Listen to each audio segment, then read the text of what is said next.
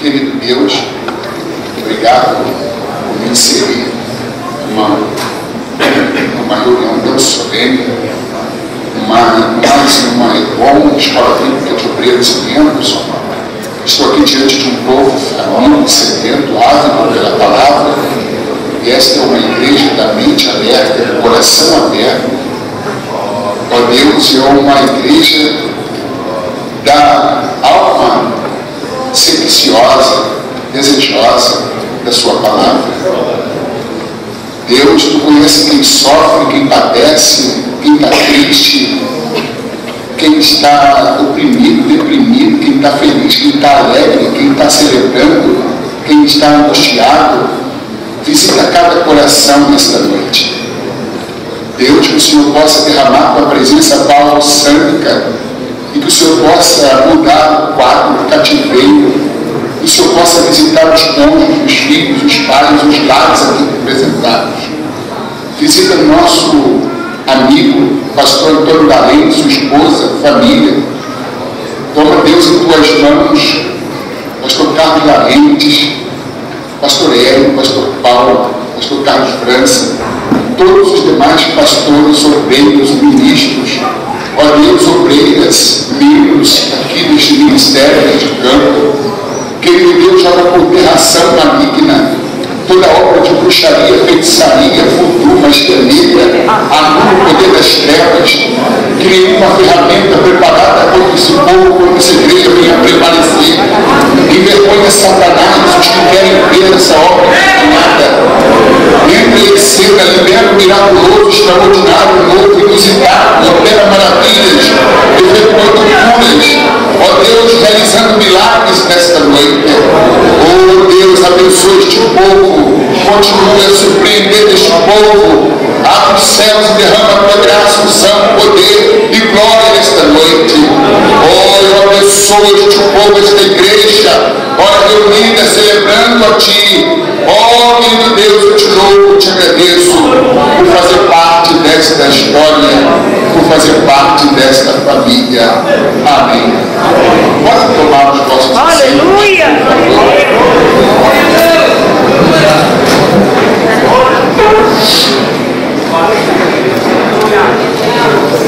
Eu quero agradecer por estar sempre sendo lembrado e inserido dentro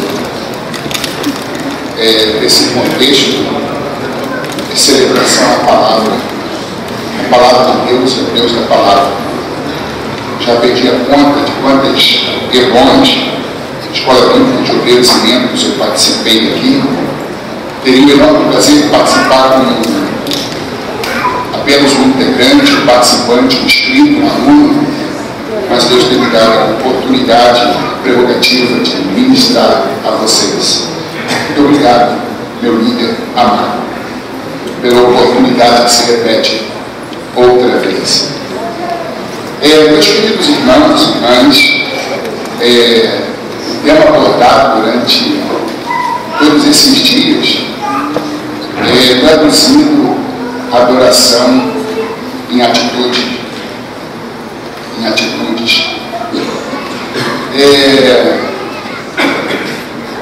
Nós vivemos numa época em que tudo é muito falacioso, tudo é muito de boca para fora, muito blá blá blá. E as palavras, elas são anões, os exemplos são gigantes. E um grama de exemplo vale mais do que uma tonelada de teorias, de palavras. Daí o tema ser especialíssimo, traduzindo adoração em atitudes, para que não seja uma adoração ilegítima, falaciosa, inconsistente, mas toda adoração verdadeira, ela é acompanhada de mudança de vida, de coração quebrantado, de humildade, de integridade e de verdade. E a gente adora a Deus quando dependência a Ele, de amor. E é sobre isto que se tem estudado aqui durante todos esses dias. Eu não vim para falar sobre outro tema, senão porque Deus reservou para vocês durante esses dias aqui, durante essa semana. E coube em mim, a partir da página 149, eu consigo os irmãos a abrirem a Bíblia na página 149,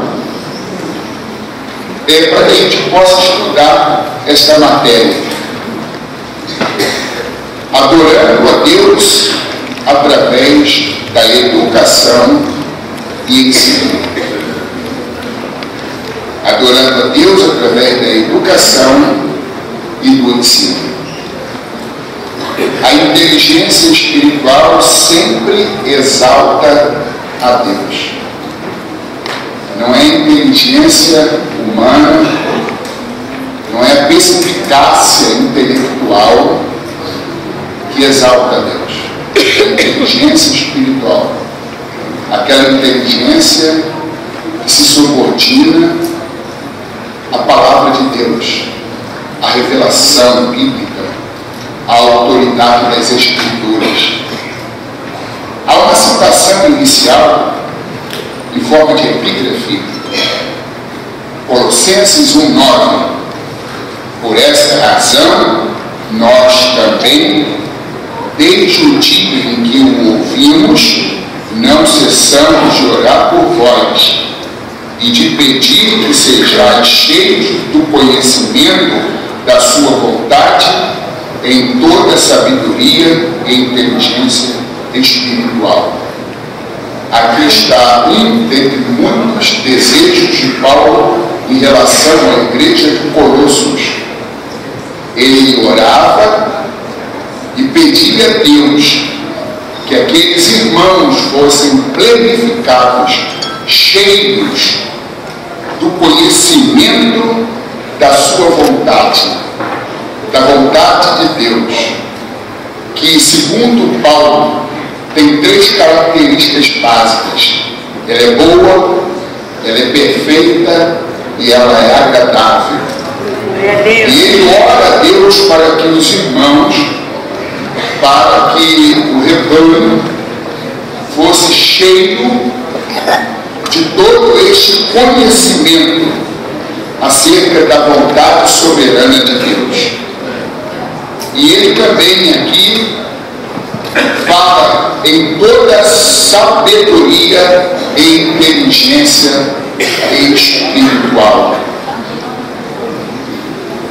A educação, o ensino que transformam não é a educação secular, não é o conhecimento científico. A escola simplesmente informa, o pecado deforma. Jesus Cristo, através da sua palavra, transforma. Existe muita gente que não teve a prerrogativa de estudar, só tem conhecimento ou ensino básico, mas é uma pessoa sábia, iluminada, portadora da graça, da verdade bíblica restauradora e transformadora. Existe muita gente que é ignorante mesmo tendo doutorado. Tem muita gente que tem QI, um quociente de inteligência acima da média, mas tem um quociente emocional, tem um QI elevado, mas um QE rasteiro, um quociente emocional.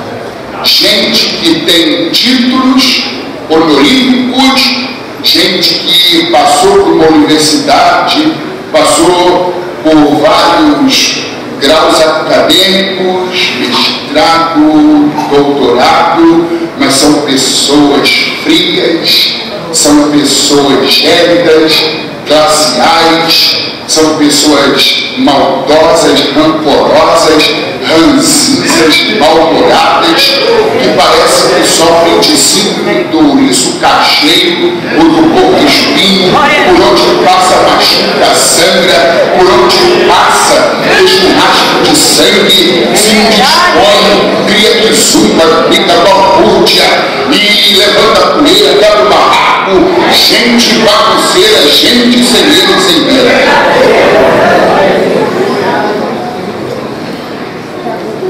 O pai da psicologia analítica, Carl Gustav Jung, ele diz assim: conheça todas as teorias, domine todas as técnicas, mas quando tocar uma alma humana, seja apenas uma outra alma humana. Tem muita gente que pensa que a transformação, que a mudança, ela vem pelo conhecimento secular, pelo mero conhecimento científico. Existe muita gente que quanto mais estuda, mais soberba, mais pisa nas pessoas, mais se deifica. São pessoas que conhecem as teorias, que dominam as técnicas, mas ao tocar numa alma, ela não se dá conta que há muito perdeu a sua alma humana. Se tornou uma pessoa calculista e fria, amarga, azeda e ácida. Te amo, Jesus, é verdadeiro. Incapaz de se curvar, incapaz de se sensibilizar, incapaz de amar, incapaz de respeitar o outro, de tratar com dignidade. Eu não quero adquirir conhecimento, dominar todas as técnicas, conhecer todas as teorias para me tornar uma pessoa fria. Perder o senso de humanidade, perder a unidade, perder a consciência de que eu nada mais sou do que um composto de carne, ossos, sangue, músculo, pele, cartilagem, titânio, e que sou vulnerável, frágil, fraco, e que se eu tenho o que tenho, sou o que sou, faço o que eu faço, eu devo isto à misericórdia de Deus. Porque toda boa dádiva e todo dom perfeito vem do alto, do Pai das luzes, em quem não há sombra de mudança e variação. Coisas boas, elas não vêm de dentro de mim. De dentro de mim só vem coisas sujas, nojentas, vilezas. Dentro de mim vem contradições. Tudo de bom que vocês admiram em mim, eu não tenho nem como me gloriar, porque não vieram de mim, vieram do alto, do Pai das luzes, em quem há sombra de mudança e variação. Toda coisa que não presta, que vocês já identificaram em mim, vieram de dentro de mim, são inerentes a mim. Em contrapartida com o pensamento de Jung, existia um poeta libanês chamado Gibran Khalil Gibran. Ele faz uma oração: protegei-me da sabedoria que não chora, da filosofia que não ri e da grandeza incapaz de se curvar perante as crianças. Que sabedoria é esta que lhe tira a capacidade de sentir a empatia, a dor do outro? Que sabedoria é esta em que você já não chora, já não se consterna, já não se quebranta, que te petrifica, que te torna duro, implacável, impenetrável? que não te se sensibiliza mais. Protegei-me da sabedoria que não chora, da filosofia que não ri. Que filosofia é essa que tira o bom humor, a capacidade de celebrar a vida, de ver beleza nas cores, nos tons sobre tons, na multiplicidade de tons e de cores, aroma, cheiro. Que grandeza é esta, incapaz de se curvar perante as crianças? Gente, como os discípulos de Jesus, quando as crianças foram ao médico, eles as enxotaram dizendo: não admoesteis, né, criancinhas, suas betinhas. Jesus disse: deixai vir a mim os pequeninos, porque dos tais é o reino dos céus. Brinque com as crianças, faça um cafuné no seu neto, dedique tempo ao seu filho, abrace mais, ame mais, perdoe mais.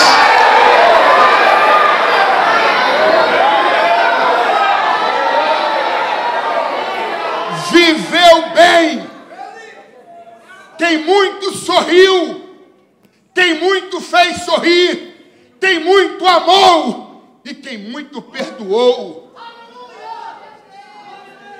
Se você perdeu a capacidade de sorrir e de fazer o outro sorrir, se você perdeu a capacidade de amar e se você perdeu a capacidade de perdoar, você virou um poste, um granito, um mármore, um concreto, um muro de arrimo, um tijolo, um concreto, um cimento.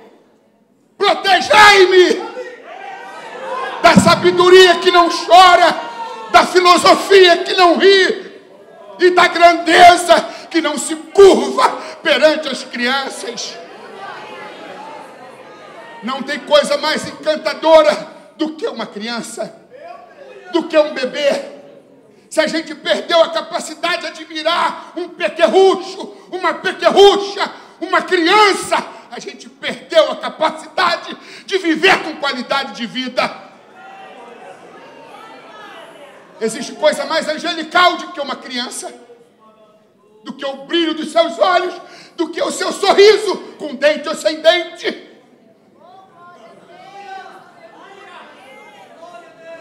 As crianças são proporcionadoras de alegria. Estudos e pesquisas provam e comprovam que elas sorriem em média 350 vezes por dia. E um adulto normal sorri em média 15 vezes por dia. Isto é muito ou isto é pouco para você? Teilhard de Chardin, um padre francês, um padre jesuíta, ele diz que a alegria é a maior evidência da presença de Deus. Quando Paulo escreveu a carta aos Filipenses, ele estava encarcerado na prisão. Não estava sentado numa cadeira de couro legítimo giratória, com um frigobar ao alcance da mão, para beber suco, água gelada. Não estava num ambiente paradisíaco, sofisticado, de próprios de um executivo, com ar-condicionado, etc. e tal. Ele estava encarcerado, um cárcere úmido, fétido, mal cheiroso. E ali ele diz: eu posso todas as coisas naquele que me fortalece. No capítulo 1 de Filipenses ele diz: regozijai-vos. No capítulo 2 de Filipenses ele diz: regozijai-vos. No capítulo 3 de Filipenses ele diz: regozijai-vos. E no capítulo 4, versículo 4 da carta aos Filipenses, ele diz: outra vez vos digo, regozijai-vos.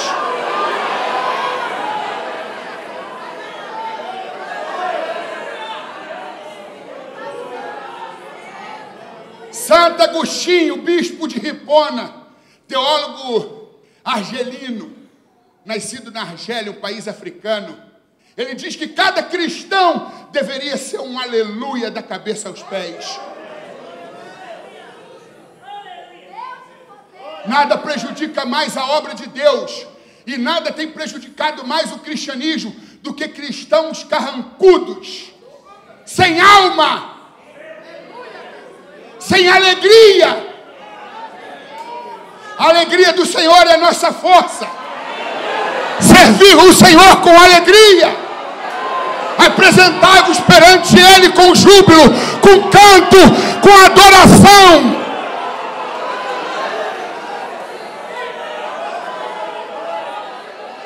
Traduzindo adoração em atitudes. Gente ranzinza, gente rancorosa, gente maledicente, gente queixosa.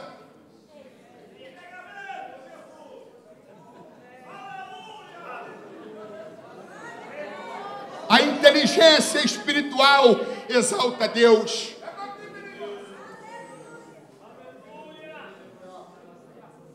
Bendito seja o nome do Senhor.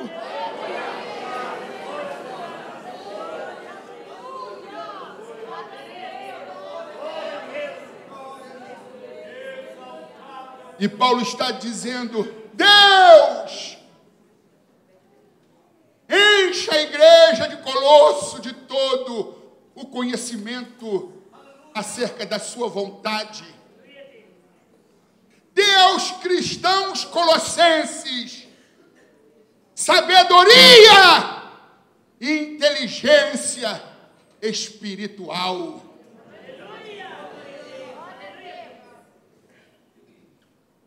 A inteligência espiritual não te promove, promove a Deus.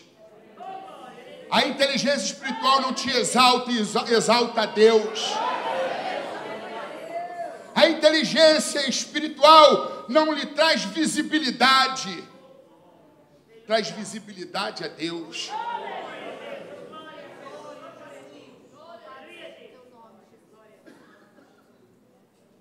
Se tudo que você faz, se tudo que você busca é para ter um lugar ao sol, visibilidade, projeção, e se tudo que você faz, tudo que você busca não tem como intenção maior glorificar a Deus, essas coisas são fúteis, pueris, insignificantes, e elas não têm nenhum valor espiritual e não terá repercussão na eternidade. Quer comais ou quer bebais, ou façais qualquer outra coisa, disse Paulo em 1 Coríntios 10, 31, fazei tudo para a glória de Deus. Precisamos nos amoldar a filosofia de vida de João Batista. Tu és o Cristo. Oh, que oportunidade para se passar como Messias, para ganhar visibilidade. Não, eu sou apenas uma voz que clama no deserto. Eu não sou Cristo. Um homem que se agradava de servir a Deus atrás das cortinas, no anonimato.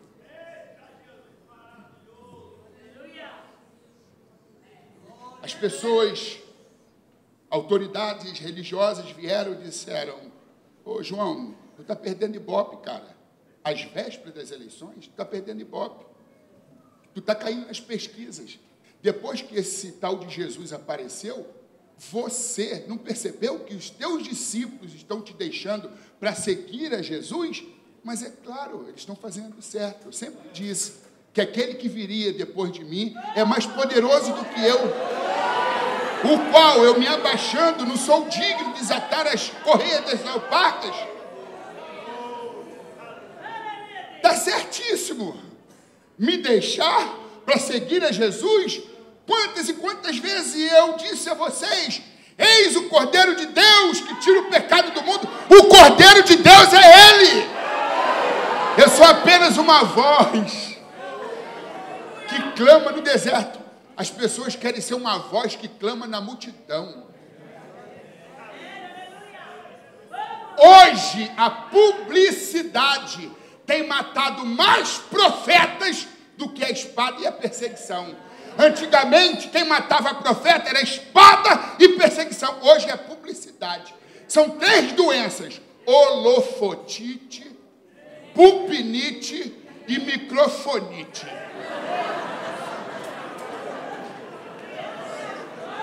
Tem gente que pensa que o reino de Deus se restringe ao púlpito.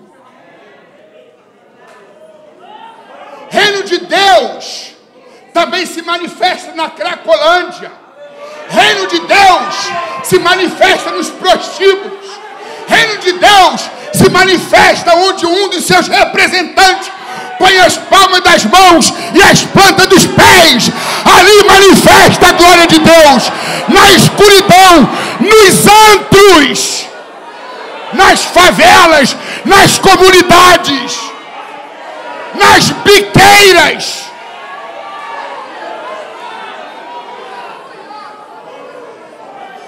Tem gente que entende que a obra de Deus se restringe 4 paredes, iluminação, luz da ribalta, holofote, púlpito e microfone. Isto tudo aqui também é obra de Deus, mas não se restringe nisso. A obra de Deus vai além. Ministério é serviço, não é ser visto.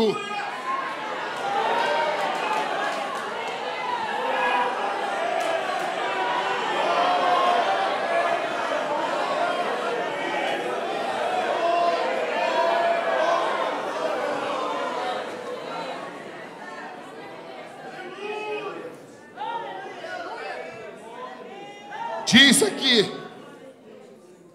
página 149, segundo Frederic Meyer, há 3 métodos principais através dos quais podemos procurar resolver os problemas do mundo. O primeiro é a revolução, que significa revolta, violência, o uso desmedido da força. O segundo, por meio da guerra, segundo Heráclito, um filósofo pré-socrático, considerado o pai da dialética, ele diz que a guerra é a mãe de todas as coisas e cria as sementes do progresso. Mas por detrás das guerras está o egoísmo, o desejo de dominar, está a megalomania, a deificação do humano e a busca do poder pelo poder. O poder absoluto corrompe absolutamente. O poder entorpece, animaliza. O poder enebria. O poder tem o mesmo efeito do narcótico, das fortes drogas. Deixa o cara fora da realidade. Só enxerga o poder. Nem que tem que derramar sangue, dominar povos, tribos, nações e línguas, pelo uso da força extrema. E diz aqui, Heráclito, a terceira alternativa é a educação. Essa opera certamente de maneira revolucionária e não cria utopias repentinas e nem danos sociais. A educação que civiliza, que norteia o comportamento, que determina regras para a boa convivência social. A educação secular, em parte, ela é boa. Ela só não resolve o problema da perdição do ser humano. Ela é incapaz de tornar o caráter do ser humano semelhante ao caráter de Cristo. Porque ela tem uma proposta não cristã, mas apenas de cunho comportamental, civilizatório, filosófico, científico, etc. e tal. Mas a Bíblia diz aqui no outro parágrafo, nos ensina que o método de Deus para transformar o homem e, consequentemente, o meio em que o homem vive é a educação. Sim, a educação cristã, a educação bíblica, ela humaniza o ser humano. Ela faz com que os seres humanos se pareçam com Cristo, o maior educador da história. Porque aquele que nos deu a sua imagem quer ver a sua imagem em nós.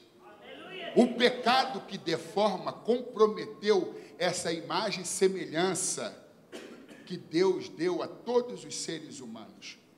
E por mais que o ser humano tenha se chafurdado no pecado, alcançado o último degrau da degenerescência moral, ainda assim, a imago Dei, a imagem e a semelhança de Deus, estão lá.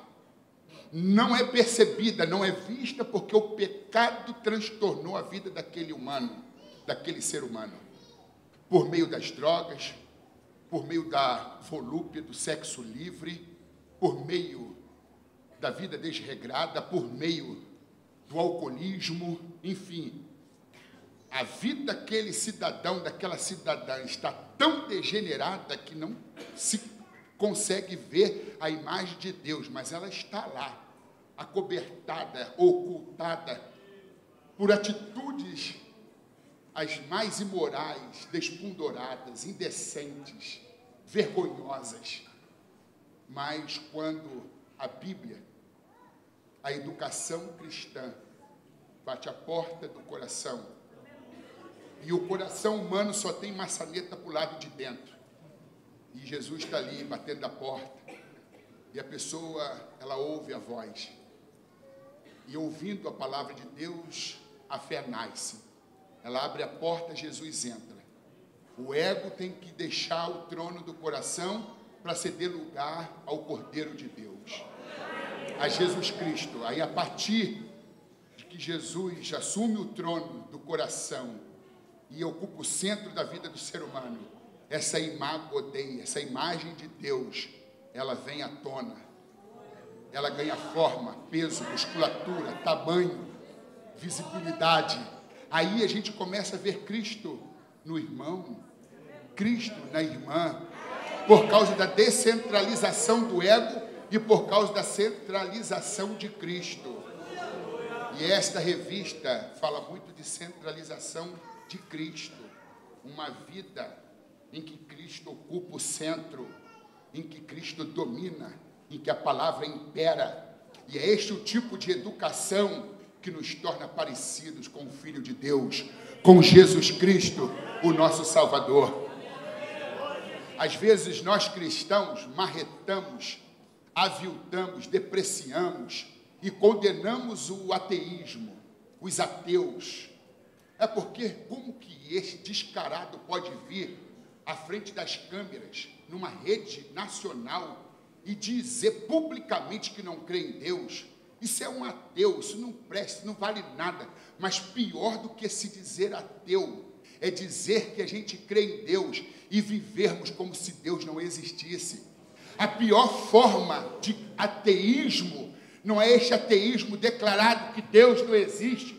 A pior forma de ateísmo é a gente dizer que amamos a Deus, mas mantermos um caso com o diabo, mantermos uma vida dupla, religiosos, crentes, santos dentro da igreja e profanos fora dela. Essa vida dúbia, esta vida dicotômica, esta vida em que há um abismo entre o que a gente diz e o que a gente vive. É por isso que a adoração, ela tem que ser transformada em atitudes. É falar de Cristo e deixar com que as pessoas vejam Cristo em mim, nas minhas atitudes, nas minhas ações, no meu comportamento, no meu dia a dia. Este povo que vem a mim, como antes costumava vir, me honra com os seus lábios, mas o seu coração está longe de mim. Isso é falsa adoração. É falar as coisas mais lindas para Jesus, e viver as coisas mais feias que contrariam a Jesus.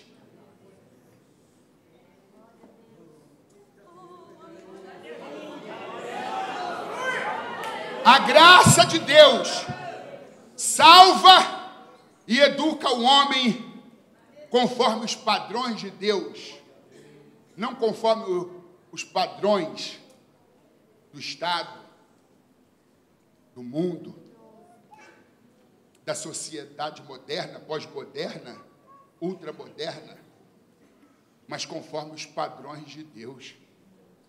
O processo de educação modifica e transforma primeiramente o interior do homem.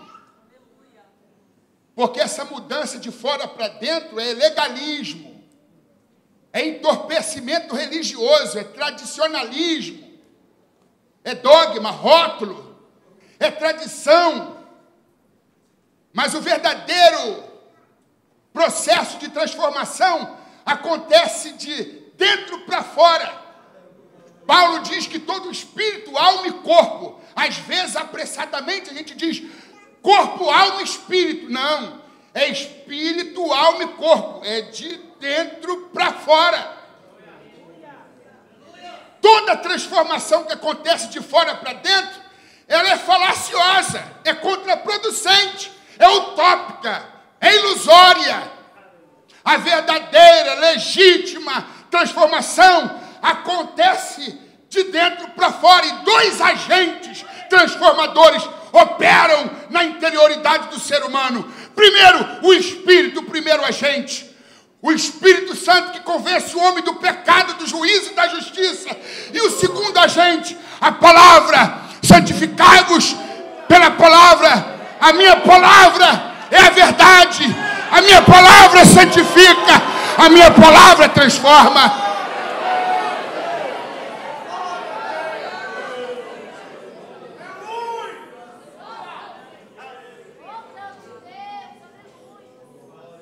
O processo de educação modifica e transforma primeiramente o interior do homem, equacionando posteriormente o contexto social. Esta mudança se percebe depois no trato, na convivência, na interatividade, na comunhão. Aquilo que acontece no nosso interior, depois se reflete no exterior. E isto acaba modificando o nosso estilo de vida, nosso comportamento. E isto passa a ser visto no contexto social. E diz mais, os grandes educadores do passado, como Sócrates, filósofo grego, Erasmo de Roterdã, filósofo europeu, e Tolstói, filósofo russo, observam que a mudança tem de vir de dentro e tem de basear-se em princípios éticos. Tem que se basear na boa conduta, em princípios éticos, na boa moral, o que não está sendo mais considerado por essa educação atual, em que a ética, em que os bons costumes, valores de família têm ficado de fora. O ministério de ensino da igreja é uma das mais preciosas missões que nos foi dada pelo Mestre, com M maiúsculo, se referindo ao Mestre dos Mestres, Jesus, pois seu objetivo é a transformação total do homem. É interessante que Charles Haddon Spurgeon, que nasceu em 1834, considerado o príncipe dos pregadores, nascido na Inglaterra, ele diz que a graça que te transforma, a graça que te salva e não te transforma, te faz herdeiro do inferno. Se esta graça que lhe salvou, mas ela não te tornou parecido com Cristo, ela não operou uma mudança ao ponto de você amar sempre, perdoar rapidamente, viver uma vida de total dependência, atribuir todo o seu sucesso, progresso, crescimento ao favor imerecido, a esta graça, vivendo uma vida simples, humilde e glorificando a Deus em tudo que você faz. Se essa graça que te salva não te transforma, ela te fez herdeiro do inferno. Não é uma graça bíblica. Não é aquela graça revelada na cruz. E a maior definição de graça não está no dicionário, está no Calvário. Esse Cristo que morreu para te livrar do inferno é o mesmo Cristo que morreu para te tornar um cidadão do céu na terra. Se esta graça te faz salvo, mas ela não te torna parecido com Jesus, não te torna um cidadão dos céus na terra, é preocupante demais. A função educativa da igreja. E aqui eu quero fazer uma apologia ao campo e à Assembleia de Deus de Vila Alpina, que tem uma instituição teológica, que tem todos os anos promovido este evento, EBOM, Escola Bíblica de Obreiros e Membros, que preza pela escola bíblica dominical, que preza pelo ensino, pela palavra, que preza pela educação cristã, que é a verdadeira educação. E diz aqui a função educativa da graça. Portanto, a graça de Deus se manifestou salvadora a todos os homens, educando-nos para que, renegadas a impiedade, temos que rejeitar tudo aquilo que contraria a vontade de Deus, renegadas a impiedade, e as paixões mundanas, vivamos no presente século sensata, justa e piamente. Piedade é o exercício da verdadeira religião. Aguardando a bendita esperança e a manifestação da glória do nosso grande Deus e Salvador Jesus Cristo, o qual a si mesmo se deu por nós, a fim de remir-nos de toda a iniquidade e purificar para si mesmo um povo exclusivamente seu, zeloso e de boas obras. A graça que nos salva, ela faz com que a gente se torne um povo exclusivamente dele, para uso exclusivo dele, um povo zeloso e de boas obras. A gente não faz boas obras para ser salvo. A gente faz boas obras porque a gente é salvo. E como salvo, cabe a nós fazermos boas obras que glorifiquem a Deus. A máxima espírita, ensinada por Allan Kardec, Hipólito Benizar de Rivail, ele diz que sem caridade não há salvação. Eles entendem que, para serem salvos, eles precisam fazer boas obras. Nós, cristãos, não somos salvos por causa das nossas obras. Nós somos salvos porque temos fé na obra da cruz, na obra do Calvário, na obra consumada por Jesus. Pela graça sois salvos, isso não vem de vós. É dom de Deus, para que ninguém se jacta, bata no peito, se gloriando. Não, a salvação é pela fé. Todos os pecados destituídos estão da glória de Deus. Deus não nos ama porque a gente tem valor. A gente tem valor porque Deus nos ama. E apesar da gente não merecer o amor de Deus, a graça que é favor imerecido levou Deus nos amar, mesmo a gente não valendo nada. E o amor dele por nós nos encareceu. A gente é uma joia rara e cara, que ninguém pode comprá-la. A gente foi comprado com preço de sangue, redimido através da fé no sacrifício de Cristo na cruz. Você tem valor, você vale muito, você é uma joia rara e cara, que só Deus pode comprá-la.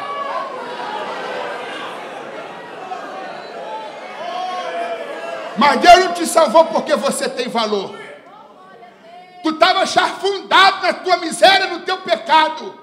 Mas ainda assim Ele te amou para valer. Te amou incondicionalmente. Deus não te ama porque você tem valor. Você tem valor porque Deus te ama. E o amor dele por você te encareceu.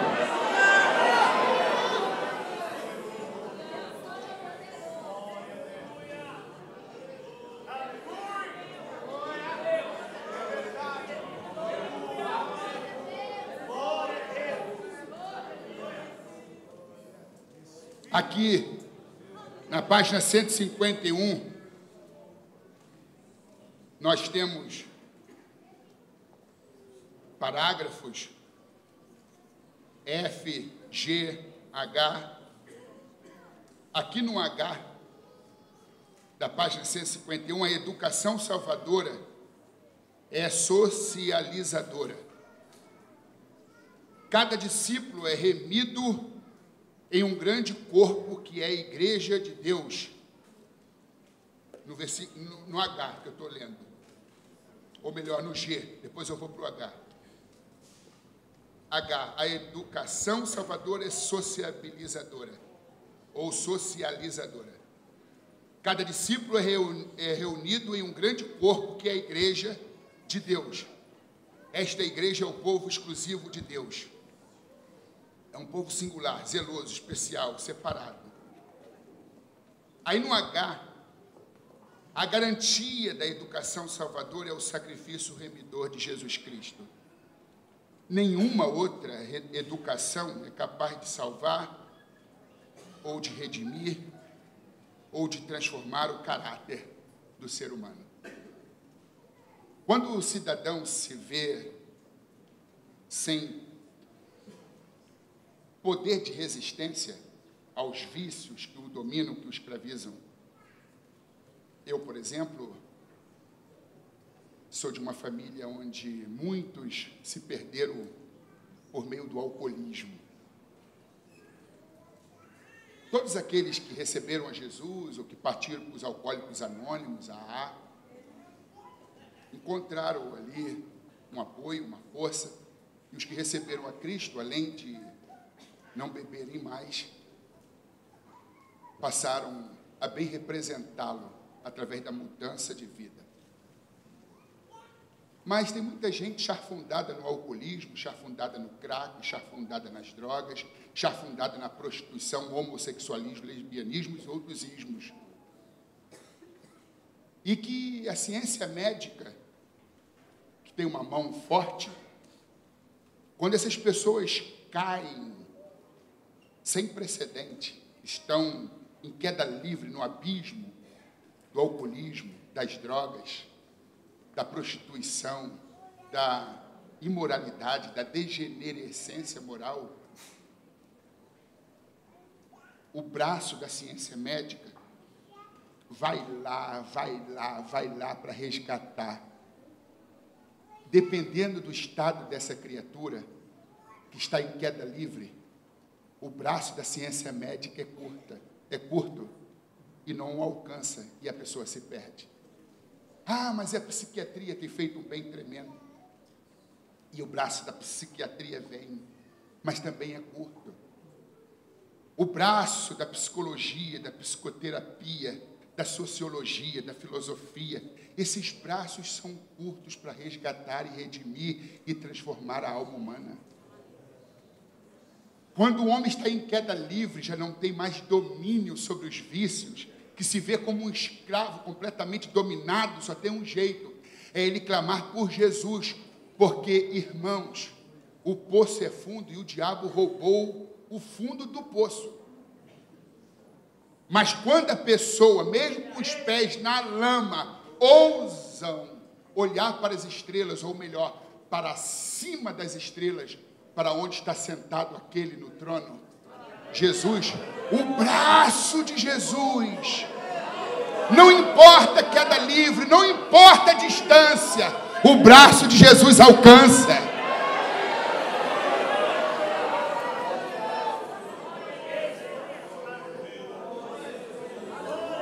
o braço de Jesus alcança.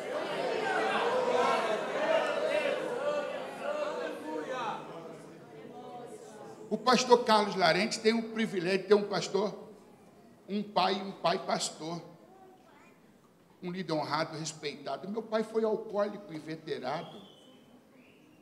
Com 5 aninhos de idade, eu era levado por ele para a barraca do seu Belo, para a barraca do seu Acácio, onde ele tornava todas, e ele ficava tão mal, tão trôpego, que ele não conseguia vir para casa.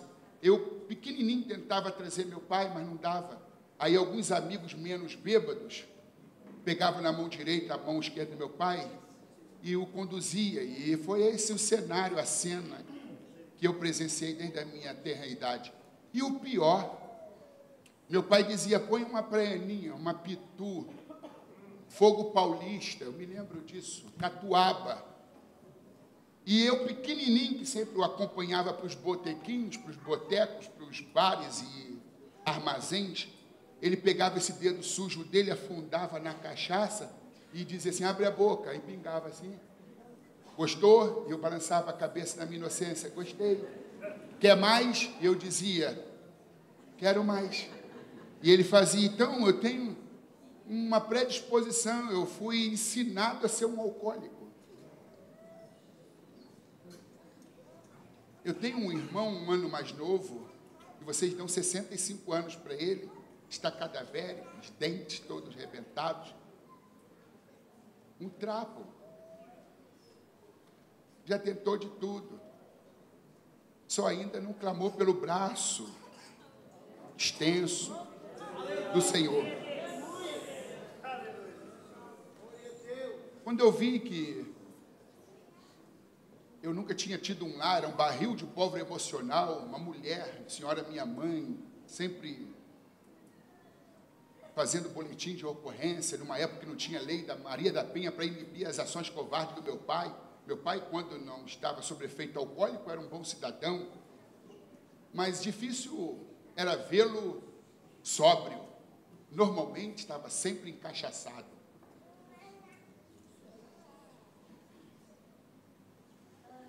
E eu vendo aquela desgraça, eu vendo aquele infortúnio, eu disse, eu não quero isso para a minha vida. Aos 16 anos, família toda no candomblé, umbanda, quimbanda e outras bandas. Minha mãe teve um encontro com Jesus, reuniu toda a família, 10 filhos, a mais velha, Ângela, Sancler, Peter, Argélia, Patrícia, Margarete, Marcelo, Marcos, Alex, que vos fala, e José, o nome do pai, o último. Minha mãe reuniu todo mundo assim, eu rompi com a macumba, rompi com Satanás, rompi com os guias, com caboclos. Eu quero Jesus, vou me batizar. Você quer, Ângela? Você quer, Sancler? Você, Argélia, Patrícia, Peter, Marcelo, Margarete, Marcos, Alex, José? Todo mundo disse não, exceto o que vos fala. Me lembrei de uma frase de Bob Marley que diz, quem topa qualquer parada não para em qualquer topada, e eu disse, quem pela fé em Cristo topa qualquer parada não para em qualquer topada. Eu topo, mãe. Dia 20 de setembro de 1984, há 34 anos, minha mãe desceu as águas batismais e eu atrás, acompanhando minha mãe.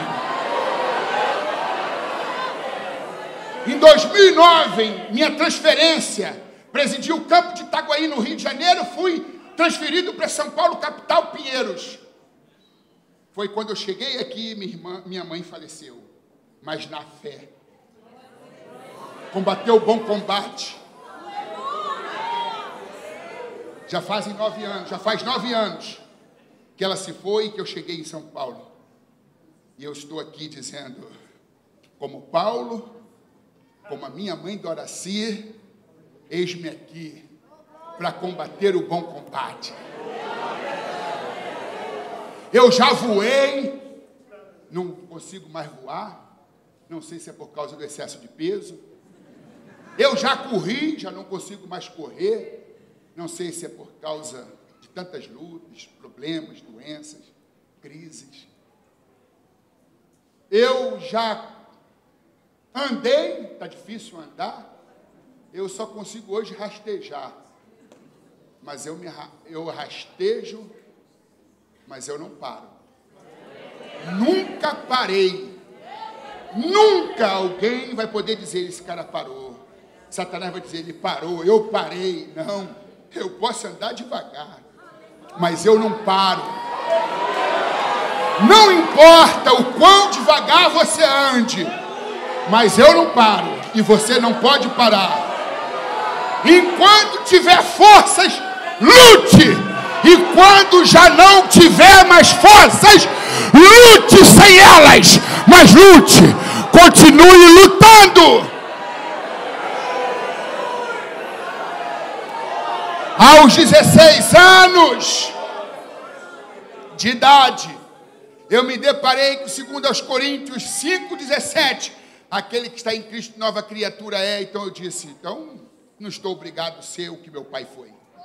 Me entregar aos vícios que meu pai se entregou. Aquele que está em Cristo, nova criatura é. Não é aquele que está na igreja. Não é aquele que está no púlpito. Não é aquele que tem formação acadêmica. É aquele que está em Cristo. Nova criatura é. As coisas velhas se passaram e tudo se fez novo. O segredo está em Cristo.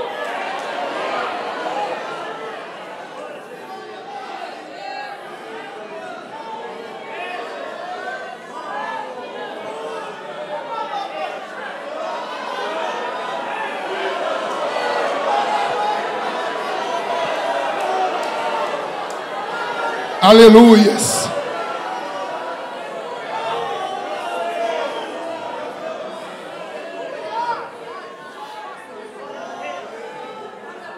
Esse assunto é palpitante. Esse assunto, ele está muito bem aprofundado.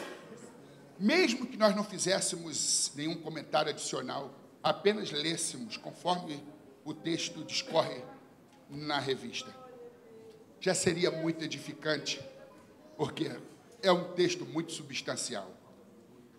Não vou me atrever a dizer mais nada, já estou em cima do horário, mas quero dizer que a pior forma de ateísmo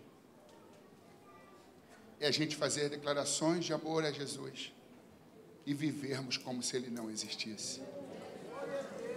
Traduza sua adoração em atitudes. Porque as palavras são anões, mas os exemplos são gigantes. 1 grama de exemplo vale mais do que 1 tonelada de blá blá blá, de discursos vazios, de palavreados, de verborragias, de verbosidades e de blá, blá, blá. Para finalizar em 2 minutos, Mahatma Gandhi visitou uma das aldeias do seu país, a Índia. Um homem muito respeitado em seu país, e lutou contra o domínio da Inglaterra sobre o seu povo de uma forma muito pacífica, ordeira e até, digamos, cristamente, apesar de ser um hindu. Ele visitando um casebre, um barraco, uma mãe disse, Mahatma Gandhi, eu peço que você fale algo para o meu filho. E disse a sua preocupação sobre o seu rebento. Meu filho é viciado em açúcar. Eu bem que ficava admirada com o consumo de açúcar, porque eu não faço tantas coisas com açúcar para o açúcar da minha casa acabar tão rapidamente. Até que eu flagrei o meu filho às escondidas, comendo açúcar num recipiente particular que ele mantinha oculto, e ali ele comia açúcar. Açúcar provoca cáries, abaixa a imunidade, causa outros males. E eu já disse, eu já bati, eu já discuti com meu filho, mas eu vejo que ele é um comedor compulsivo de açúcar, que ele é viciado em açúcar, e como o senhor é um homem muito respeitado e admirado em toda a Índia, se o senhor falar para o meu filho, filho, aquilo que mamãe já tem te pedido tanto e você não tem acatado, eu vim aqui só para te pedir um favor. Me prometa, você não vai comer mais açúcar? Diga isso para o meu filho, Mahatma Gandhi. Ele disse, minha senhora, eu vou retornar a essa aldeia daqui 15 dias. Hoje não vou dizer nada para o seu filho, mas quando eu retornar a essa aldeia daqui 15 dias, a senhora me peça que eu falarei isso ao seu filho. Ela não entendeu, uma coisa tão simples, era só falar para o filho, não coma mais açúcar, pelo respeito que aquela criança tinha pelaquela figura emblemática da Índia, ele deixaria de comer açúcar, mas ele não disse, ele foi embora. 15 dias depois, ele estava nas mediações daquela casa, aquela mulher esbaforida foi até Mahatma Gandhi e disse, está lembrada de mim? Está lembrada de mim? Sim, a mãe cujo filho pequeno é viciado em açúcar, é essa mesmo. E hoje o senhor vai na minha casa? Claro, vamos lá.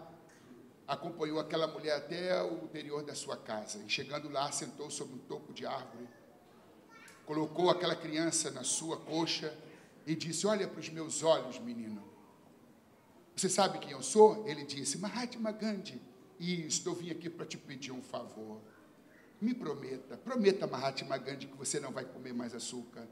Você promete? Ele aqueceu com a cabeça. Ele disse, mas eu quero ouvir da tua boca que você não vai comer mais açúcar. Eu não vou comer mais açúcar, eu não vou comer mais açúcar. Deu um afago, um agrado, se despediu e saiu. Saindo da cerca, da porteira, aquela mãe disse, não entendi. Algo tão simples dizer para o meu filho, não coma mais açúcar. O senhor não poderia ter dito isto há 15 dias antes? Seriam 15 dias que meu filho já estaria sem comer açúcar. Ele diz, há 15 dias atrás, mãe, eu não podia dizer isso para o seu filho, porque eu também era um viciado em açúcar. Eu também sempre tive um potinho de açúcar para comer açúcar. Eu tive que me educar, me disciplinar, porque seria hipocrisia dizer, não rouba e eu roubando, não adultere e eu adulterando, não coma açúcar e eu comendo açúcar. Não poderia haver um abismo entre o que eu digo e o que eu faço. Temos que ter senso ético. Temos que trabalhar com princípios, e princípios não se negociam.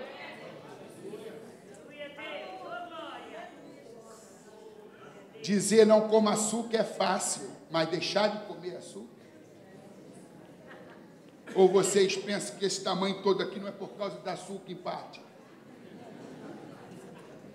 Como é que eu vou dizer para um gordo não comer açúcar? Ano que vem eu tenho que chegar aqui com 40 quilos a menos para dizer não coma açúcar.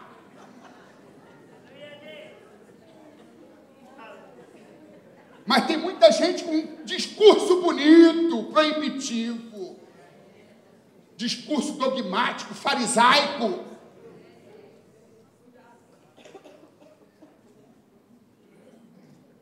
Um adorador de Araque, traduzindo a adoração em atitudes. Eu vou viver a verdade, para que quando eu pregar a verdade, eu tenha legitimidade, autoridade, porque a autoridade vem quando a gente vive a verdade que a gente ensina. Que Deus a todos abençoe, em nome de Jesus, e as palmas para o Cordeiro de Deus, que tira o pecado do mundo. As palmas para o Cordeiro de Deus, que tira o pecado do mundo. As palmas para o Cordeiro de Deus, que tira o pecado do mundo.